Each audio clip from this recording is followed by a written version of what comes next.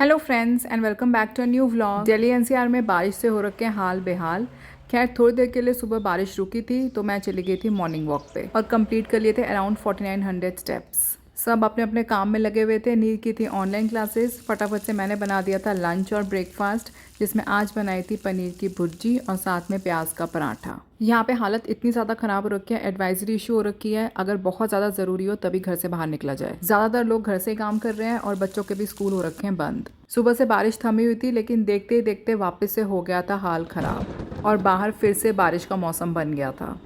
बारिश हो गया बहुत जोर की। जैसे ऑनलाइन क्लास खत्म हो गई वैसे ही बारिश शुरू हो गई है। और जितना मैं ऑनलाइन क्लास को मज़ेदार समझता हूँ उतनी है भी नहीं।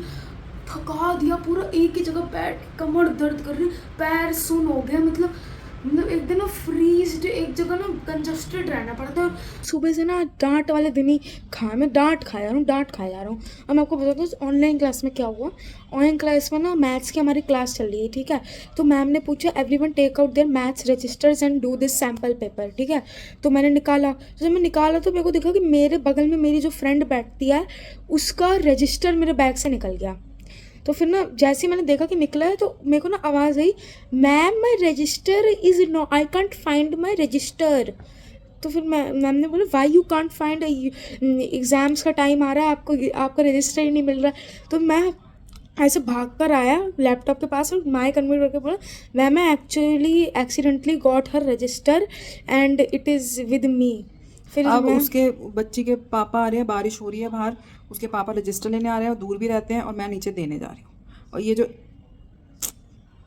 और इनके जो इररिस्पॉन्सिबल वाली बातें होती है ना एग्ज़ाम्स में स्पेशली, ये इसका सेकंड थर्ड टाइम हो रहा है। उतनी देर में इसके एक और दोस्त का मैसेज आ गया, इसके एक और दोस्त की मम्मी का मैसेज आ गया कि इंग्लिश ग्रामर की बुक नहीं मिल रही उसकी।